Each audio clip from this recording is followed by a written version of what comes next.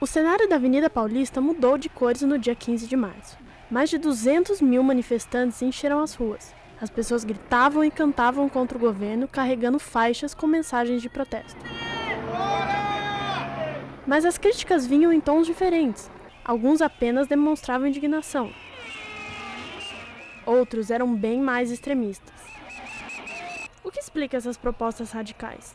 A corrupção? A posição ideológica do governo? Ou as medidas adotadas por ele? Voltamos com o Planeta SPM, hoje com a participação do professor Pedro Fassoni Arruda. Vamos falar agora um pouco sobre as manifestações que estão acontecendo no Brasil agora. Lembrando que você pode mandar a sua pergunta para a gente pelo Facebook da Agência de Jornalismo da SPM. Pedro, afinal, como perguntaram no VT, o que explica esses pedidos de intervenções tão radicais?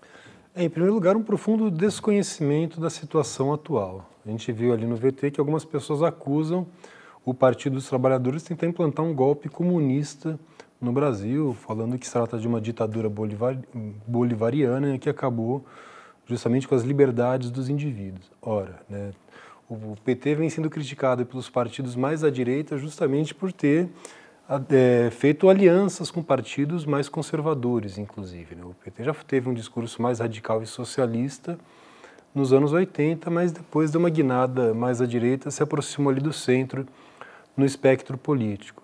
É evidente que o governo tenta implementar justamente reformas, mas dentro justamente da ordem capitalista, respeitando a propriedade privada, não é à toa que também tem apoio de importantes frações da burguesia aqui no Brasil. Por exemplo, de banqueiros, de empresários industriais e também latifundiários, né? A gente vê, por exemplo, no Ministério da Fazenda, né, um ex-funcionário do Bradesco, como é o caso do Joaquim Levy, no Ministério da Agricultura, a Cátia Abreu, que é chamada pelos opositores de esquerda, né, de a rainha da motosserra. Então não se trata, evidentemente, de uma ditadura, até mesmo porque se dizem que o governo acabou com as liberdades, como que eles têm tanta liberdade assim para se manifestar, inclusive xingando a presidente com aquelas palavras ali, né? E também é engraçado que a esquerda tem grandes críticas ao PT, pessoas que votaram no PT nas últimas eleições pelas ações da presidente, e a impopularidade dela só cresce, porque quem é de direita já não gosta do PT só por ser PT e quem é de esquerda não gosta das atitudes. Exatamente, ela vem sendo criticada pelos dois lados, inclusive, né? Ela teve, em outubro do ano passado, aquele discurso mais à esquerda, a Dilma Coração Valente, que dizia que não, jamais iria mexer na legislação trabalhista, nem que a vaca tussa, que não aumentaria a taxa de juros, e, no entanto, né, logo depois de declarado o resultado ali nas urnas, ela tomou exatamente essas medidas que diria que não adotaria, né? Então, acabou perdendo também apoio em alguns movimentos sociais importantes. A gente vê agora a CUT se manifestando contra, por exemplo, o ajuste fiscal que foi recentemente aprovado no Congresso, né? Mas, enfim, as pessoas têm, claro, numa democracia, todo mundo, esquerda, direita, enfim, tem a liberdade de protestar, né, manifestar seu descontentamento com relação ao governo, seja federal ou estadual, enfim. Mas é importante também apontar algumas contradições nesse tipo de discurso, né?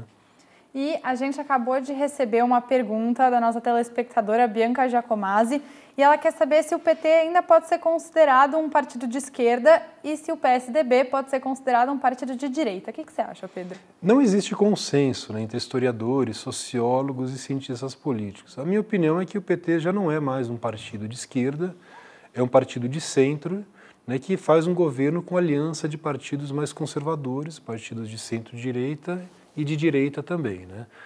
O PSDB surge em 88, ali durante os trabalhos da Assembleia Constituinte, né, como uma divisão interna dentro do PMDB, e na sua origem o PSDB era um partido de centro-esquerda, um partido social-democrata que procurava seguir, por exemplo, aquela social-democracia alemã, o trabalhismo britânico, por exemplo. Mas ao longo dos anos o PSDB foi também dando uma guinada mais à direita, e a gente vê hoje que muitas pessoas que apoiam, né, a candidatura do Aécio Neves, por exemplo, apoiaram, né, em outubro agora, são defensores justamente da ditadura militar, do impedimento legal da presidente Dilma, ainda que não exista elemento factual ou base jurídica para o indiciamento, né?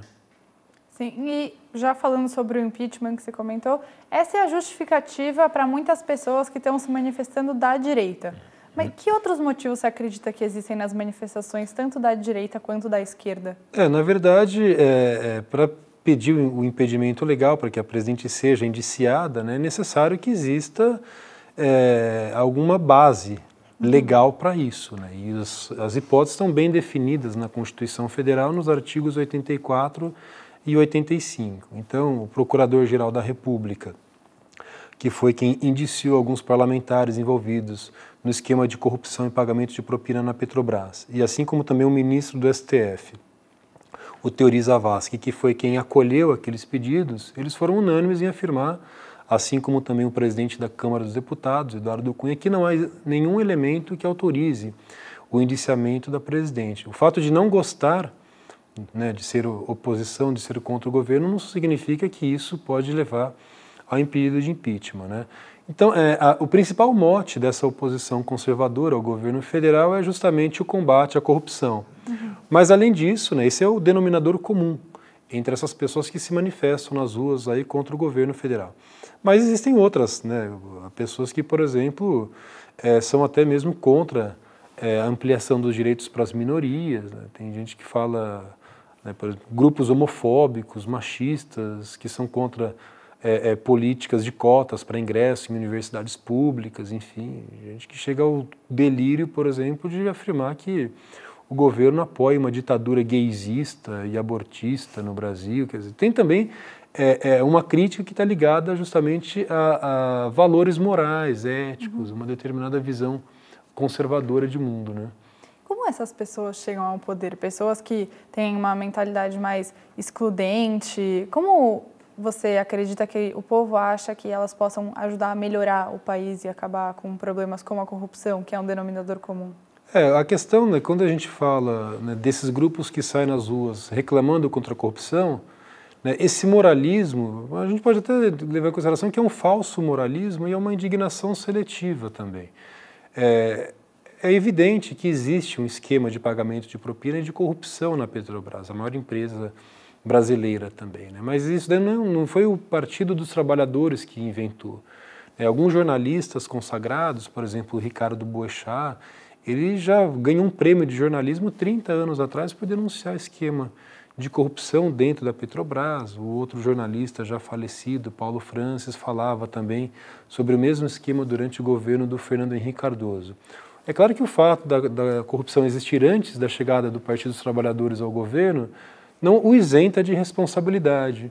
Mas, geralmente, essa indignação é muito seletiva, até porque muitos partidos da oposição ao governo federal estão envolvidos até o pescoço, com os mesmos esquemas de financiamento de campanha através de Caixa 2, nos governos estaduais, enfim, só a título de ilustração. Na campanha presidencial do ano passado, os 3 principais candidatos, Dilma Rousseff, Aécio Neves e Marina Silva, receberam dinheiro, doação de campanha dessas empresas envolvidas na Operação Lava Jato. Então, o problema da corrupção no Brasil não está ligado a apenas um partido político, mas é uma questão muito mais sistêmica. Obrigada, Pedro. A gente volta rapidinho, a gente vai para o nosso último intervalo e em seguida para o nosso último bloco.